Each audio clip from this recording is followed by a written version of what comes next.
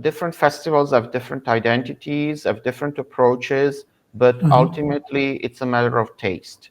And I've been working long enough within the Venice Film Festival to work under committee members. And I can see that the real shift is about the taste, is about the kind of predilection that one has for a certain kind of cinema or another.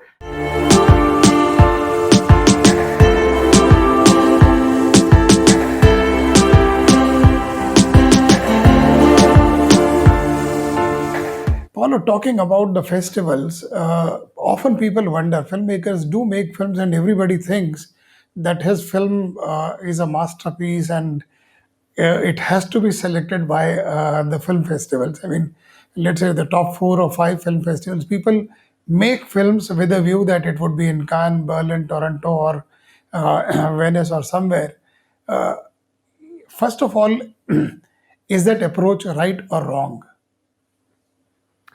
Well, that's a good question in the sense that it's inevitable that people are looking for some kind of recognition and validation that comes through international festivals, and this happens all over the world. I mean, this does not apply only to Indian filmmakers, but also to filmmakers from countries in Europe like France,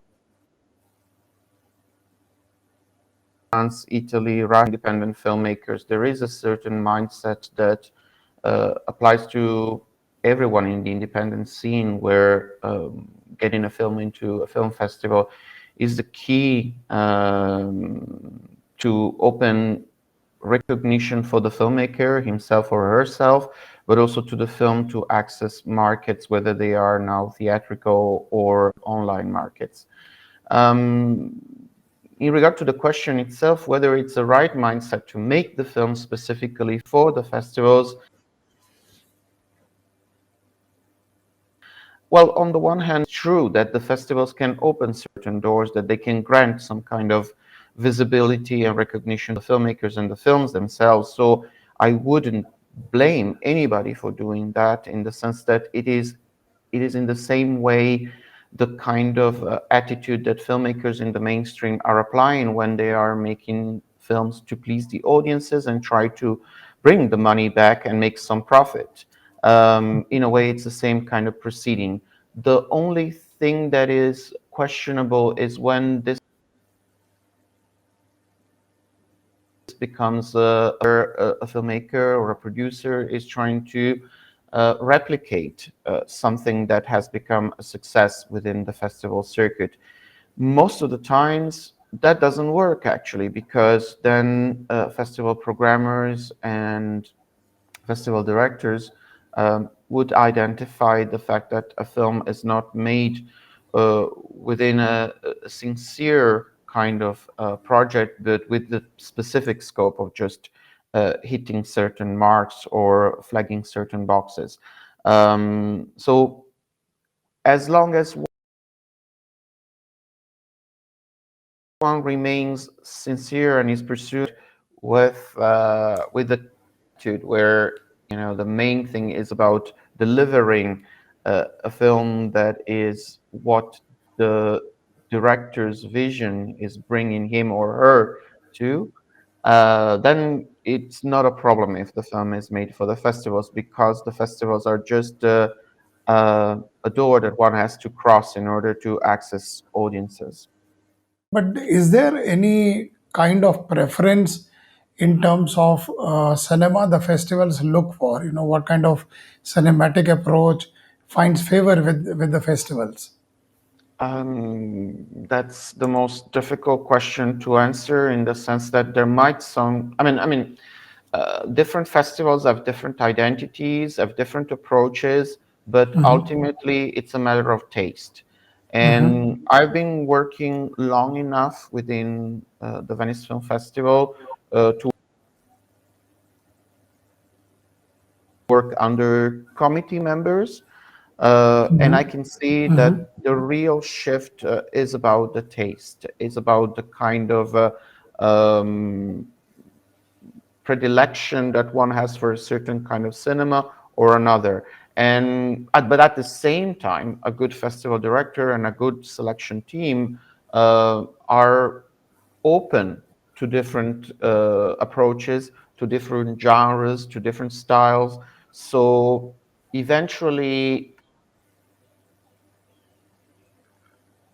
yes, as I said, the main guide is um, the way the different tastes of the people composing the committee melt together and deliver certain choices, and also the awareness of the festival director of what kind of content can work in the specific context of the festival. Because the same context of Berlin. Berlin is a huge entity. Your reference is also the audience of a big city like Berlin.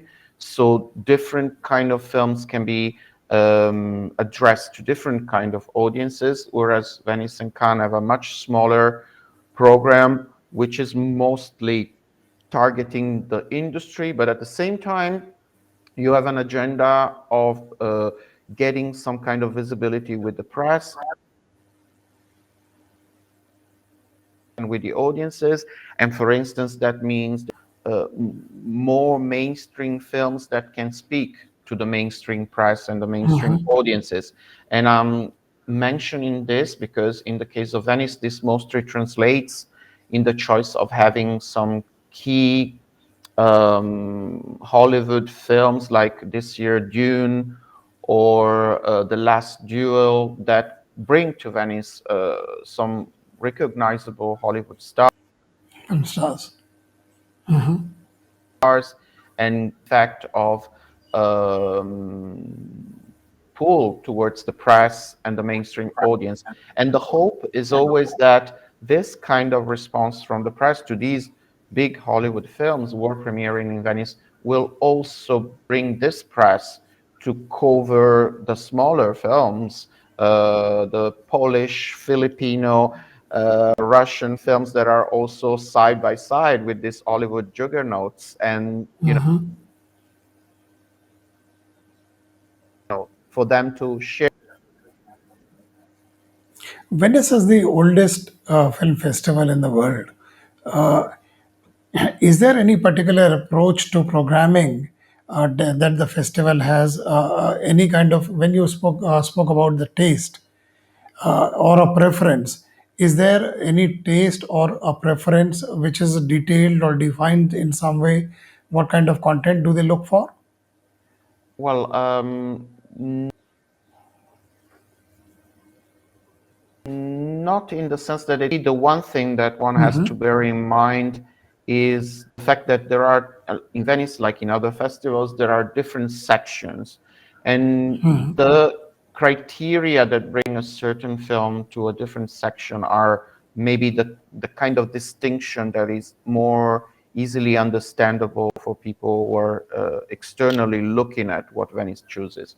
So on the one hand, you have the main competition where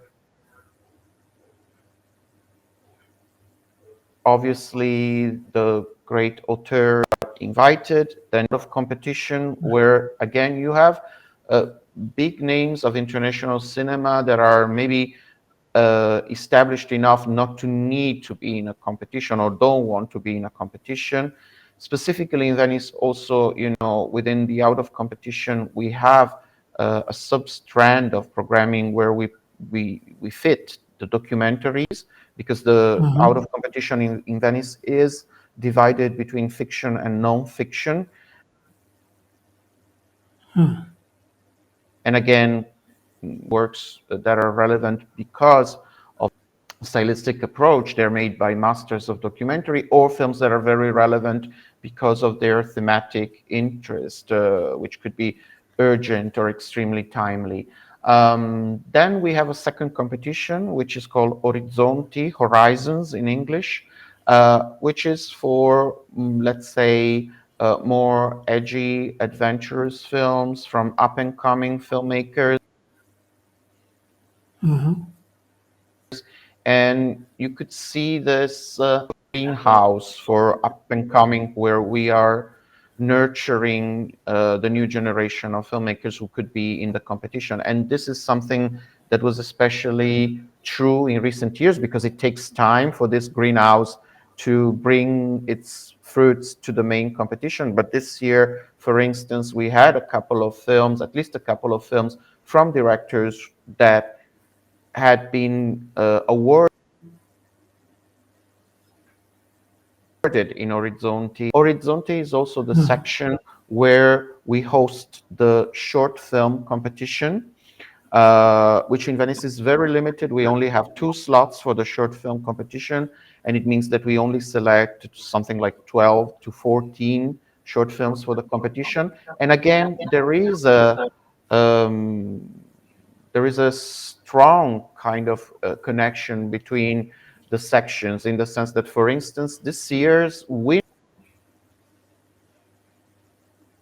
of Orizzonti for the feature films was a film who made his debut in filmmaking, but whose short had been in the Horizon section in competition. So there is this kind of follow-up to talents that is becoming very relevant.